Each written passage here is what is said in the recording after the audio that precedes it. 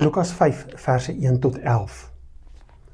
In die gedeelte is dit waar Christus sy disippels roep, waar hy vir Simon Petrus, Johannes en sy broer roep, waar hulle besig was om vis te vang, waar hulle besig was om hulle nette skoon te maak. En dan, omdat die skare Jesus druk daar teen die see, klim hy in een van hierdie skytjies en leer die mense vanaf die skyt.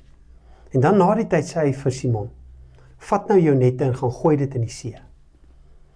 En dan ken ons die verhaal, dat hulle hierdie groot vangs, hierdie groot opbrengs.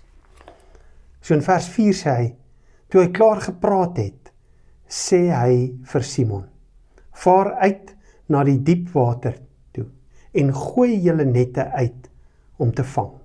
Vaar uit na die diep water, en gooi julle nette uit om te vang.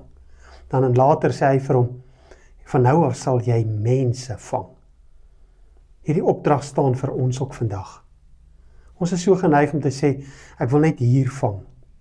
Net hier naby my vang. Maar die opdrag is, gaan verkondig in Jerusalem, Samaria, Judea, tot in die uithoeke van die aarde. Ons moet ons nette in die diepsee gooi. Daar waar ons dink dit nie moontlik is nie.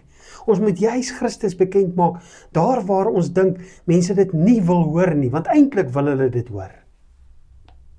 Kom ons sê dit vandag vir iemand, wat ek gedink het dit glad nie sal aanvaar nie. Kom ek sê vir daardie persoon vandag, Jesus is lief vir jou.